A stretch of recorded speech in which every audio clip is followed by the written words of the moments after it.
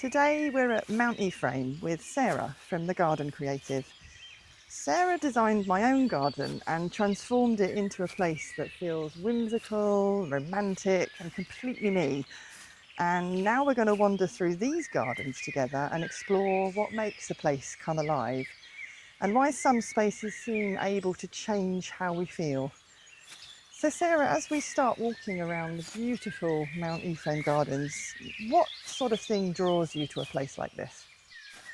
I love it here because I just love the wildness of it. These big open spaces where there's huge, great big trees that bring such atmosphere to a space. And then you've got in this particular bit we're in, the Mizmaze, where there's just swathes of wild grass, loads of self-seeded oxeye daisies and things that have gone around. It just feels so lovely and wild, and I love those kind of wild spaces. And we're just here now at the entrance to the Mizmaze. They have a sort of an old-fashioned heavy door, which it even has a knocker on it. You can probably hear that. And you sort of go through into this, what can be described as it's a bit like going into Alice in Wonderland. Do you know what I mean? It's got the kind of heavy, tall grasses. You get immediately this sensual rush to the eyes, to the ears. Can you describe what you're seeing for us? Yeah, and I love when it's all around you, when it's enveloping you in all this, and what's helping is all the bird song. Obviously, like hearing the birds, which is lovely. I guess you can hear that too. Yeah. And feel the sunshine on us. Yeah, the sun is peeking through the clouds now, isn't it? And a bit of wind is moving everything. I like plants that move in the wind, and all the grasses and the tall perennials here, which just kind of sway. And the smells, it's all about the smells. It's just rained actually, which is lucky for us because I think you can really smell that smell. Yeah, like the rain on the grass and the rain. When you're here, what happens in your body? Oh, I think these spaces are just really calming spaces. They really probably slow your heart rate. I don't know, they slow you right down, slow your nervous system, especially if you can just tune into the sounds of what's around you, the birds, the wind. Yeah, it's just really calming, very relaxing. And as we're walking, we're both instinctively running our hands through these really tall grasses that come up pretty much to my neck height, some of them, aren't they? And they're only going to get taller as well as the season continues. Yeah. But what's it like when you can really touch and feel a place like this? What does it feel like? It's very connecting, I think. I find this kind of thing very connecting. You're sort of as one with everything. Yeah, it's very restoring, and there's a lot of different textures in what we're touching actually. We're coming up some really tall grasses with Stipa gigantea, one of my favourites. Oh, I've got like these really in my garden. You put these in mine and they just shoot so up lovely. All of a sudden. Yeah. And they're just, again, just so whimsical and so beautiful to touch. They've got these kind of oaty flowers hanging down. Yeah. They're actually really beautiful when they catch the sunshine, which they are over here. And you've mentioned the scents that, again, you know, because it has been raining, it's now that sort of fresh smell compared with the flowers, and we've just been in the lovely rose garden that was here as well, so obviously you can smell all the roses. And what do you think scent like that does to people, and how does it make them react? Scent's such a strong it brings up such strong emotions and things, doesn't it, and such memories, you know. So I think it kind of, for everybody it's probably really different. For everybody it's really unique. What does a rose do to you? I really do love the smell of roses actually, especially kind of musky roses, or some of them smell quite zesty, orangey, which I also like as well. I think sometimes they sort of bring back memories of maybe holidays or sometimes people. For me, I don't know, I just find scent just really, it just is a lovely feeling, a lovely, I suppose it's quite inspiring. It can sometimes bring about ideas and thoughts about things, just because of the smell that you're smelling, really. Yeah, it's really interesting to hear you say that, because you obviously applied some of those principles when you designed my garden. because I remember coming to you and saying I wanted something a bit whimsical, a bit fairy tale, and you immediately said, well, quite like romantic. I said, yes, romantic, that's what I want. And you seem to understand that I wanted my own space to translate into a feeling. And I wonder how you even begin to do that as a garden designer. Well, I've been thinking about this a lot lately, actually, how we create, it is about creating an atmosphere. Because obviously you want to, it's all the practical side of choosing plants and things is one thing, and choosing things that are going to thrive in the right plant, right place, and all those things. But you also want to create a kind of atmosphere for people. I find the atmosphere of something a bit more wild and whimsical easier, actually, than the atmosphere of something more formal. Why is that? Because I agree, I'm the same. But is it because it allows you to be freer and just to let go a bit more? Maybe. I think it's just because for me it's kind of the thing that I really like. And I think, like you said, it's a bit Alice in Wonderland. You feel like a little kid running through something, you know, so magical. And like here where we're coming through now, where everything's towering above us. Above our heads. Like, feel like a little child running around. Literally running through, yeah, this and steeper, putting my hands through these gorgeous grasses that are almost here to greet us. Yeah. You know, they're almost here to say, a jungle of reach out and now. touch me. And oh, it's just beautiful. And if we just stop still for a second and listen.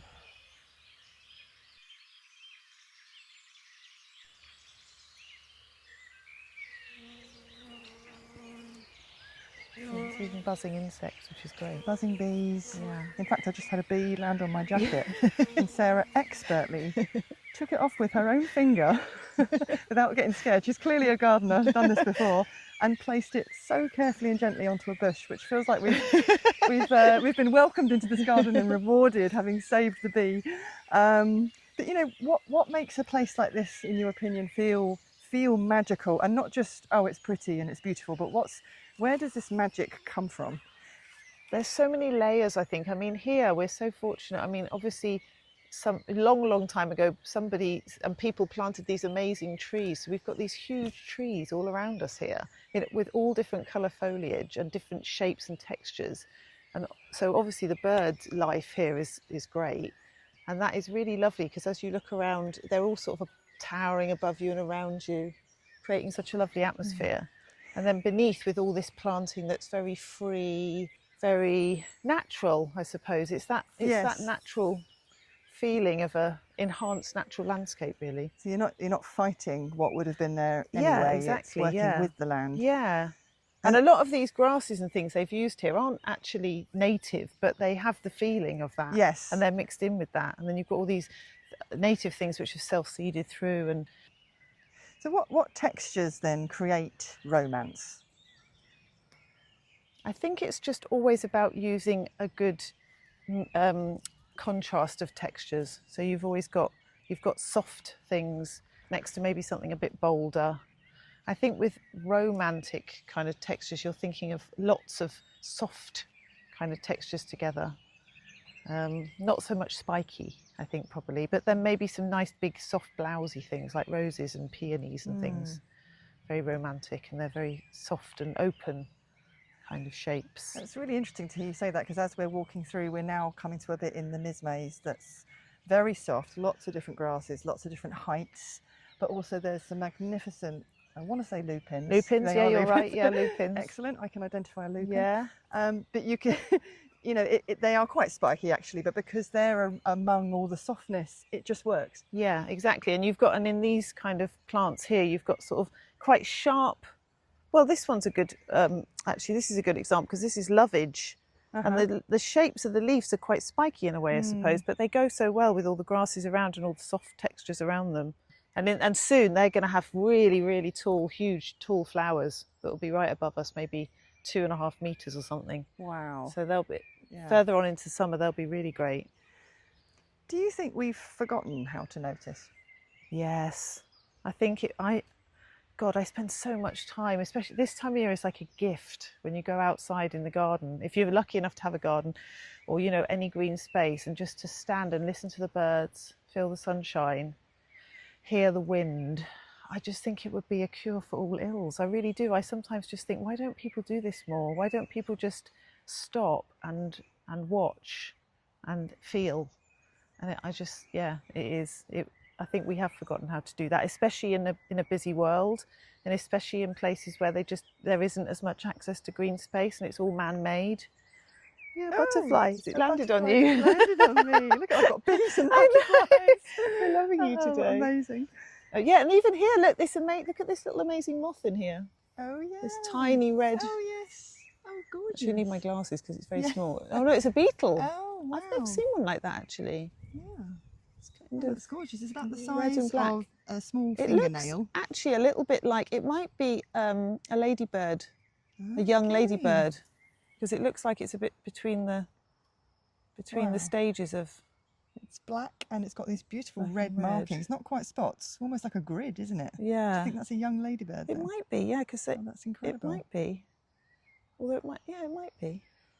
And it's exactly moments like this, you know, if you were in, let's just say, in everyday life where you're rushing around between this and that and trying to get on with a million things at once, you know, you would have run straight past. Oh, it flew. I don't know. And not necessarily noticed, you know, the beetle stroke ladybird is now back on leaf. On the grasses. Yeah.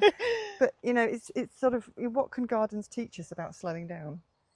Yeah, I think it's so important, and I think just sort of when you are a gardener or gardening, paying attention to the plants, even if you've only got a few plants, I think paying attention to how they change through the year, what's happening to them, what they need, what they don't need. You know, even actually even when it goes wrong, those things, we're constantly, you know, if something dies, we're seeing what made it die. You know, did it have too much water? Didn't it have enough water? Did it have too little sun? Did it have too much sun? You know, if we're watching, we're paying attention to all these things, you're forming these relationships really with plants, and it's the same with the creatures in the garden too, with the birds, watching the birds. And if you're fortunate enough to have some space to put nest boxes or something up and you get a bird nesting in the garden, I mean, it's just joyous watching those things. And what Really lovely. Do you notice in a place like this that you might miss in everyday life? I think, I mean, there is an abundance of insects and stuff when you come to places like this, because you've just got such a great ecosystem here, because you've just got such, you know, you've got everything here. So it is nice, I suppose, especially if you haven't got a big space at home, to be able to come out and see all that stuff. Do you think creativity needs moments like this?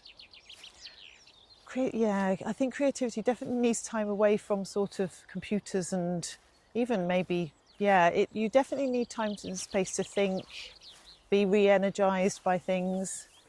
For me, coming outside and being outside in amongst nature and plants is definitely sort of re-energising. Look at this dragonfly, look. You see? Oh wow. There's lots of damselflies and dragonflies around here. I'm getting caught up you're here caught up. Plants. I'm really immersing myself today in the landscape, which is just part of the point, really. These are so beautiful. Look at the shapes of these. They're just so gorgeous. Wow. So I know Phlomus, this is. I was going to say, this isn't a gardening podcast by any stretch, but a phlomus, okay, it's absolutely beautiful. It's kind of alien, isn't it? It's got Yeah. these little, I don't know how you would even describe that, bubbles of flowers going all the way up the stem. Little pastel purples and peaches. They're really beautiful. Yeah. Should we just let some silence do some work now and just listen to the landscape and invite it in, breathe it in.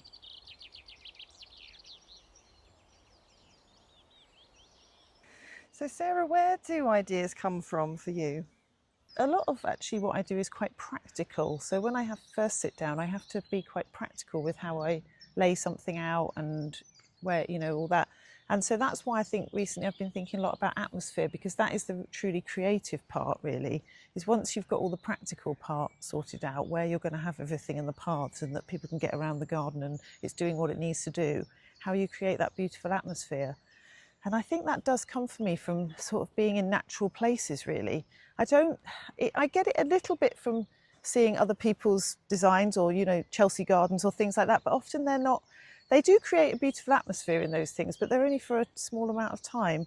And so I think if you can, even just going for a walk in the woods or a walk on the beach or somewhere where everything's it's not really been too man-made, although I know a lot of them have now, and I know even like where we are now, obviously we're in a garden, but in a natural space, you can just take in all that atmosphere and just try, like you said, noticing things and really just sort of allowing yourself to really see all that and feel all that you can take away and try to.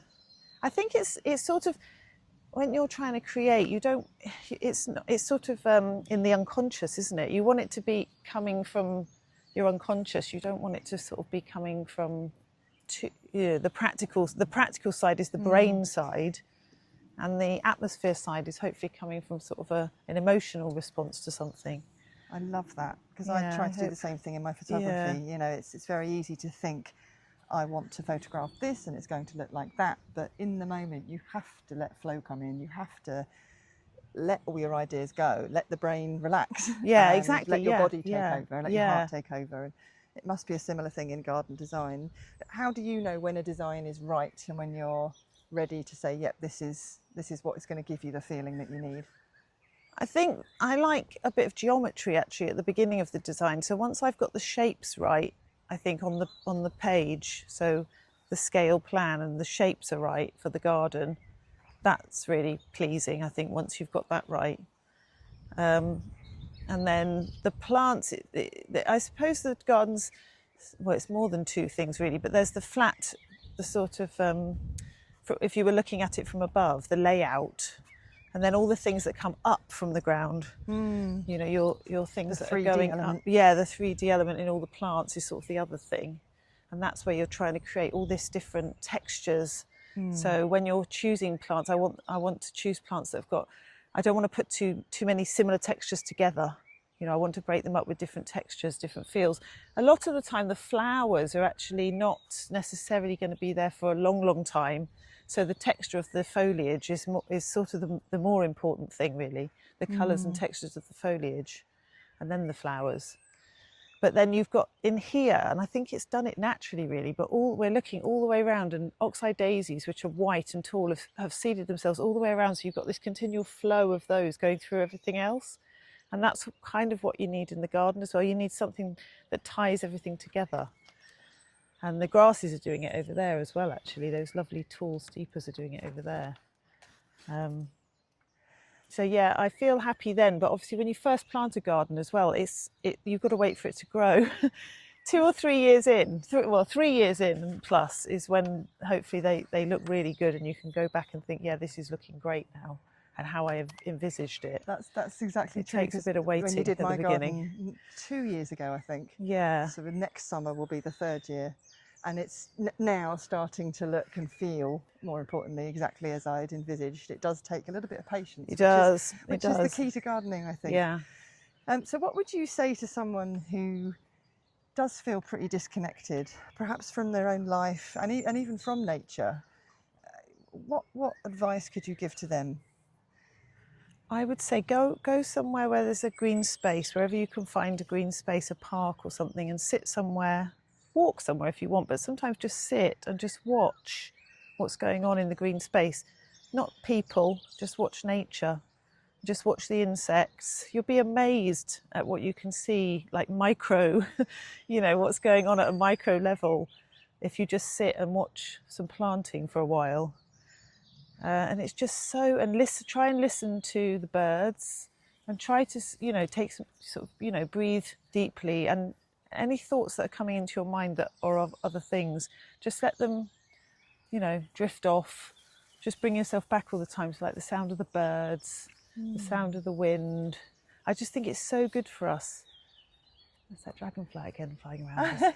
It's so good for us to just tune out of the sort of people world and into the natural world. For me, it's just, I just need it. You know, it's sort of, me too. It's a saviour, yeah.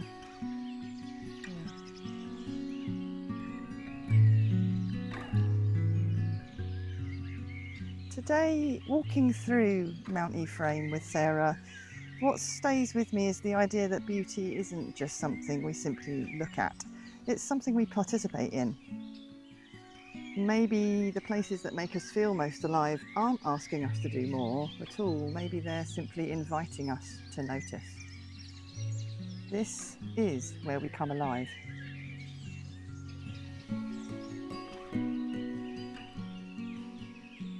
If you enjoyed this conversation, it would mean a great deal to me if you'd subscribe to Where We Come Alive, wherever you get your podcasts. It really helps more people discover the show. Next week, I'll be chatting to Chelvi, a Buddhist meditation teacher. After speaking with Sarah about noticing the world around us, Chelvi teaches us how to be more present within it. Until then, take care, and I'll see you next week.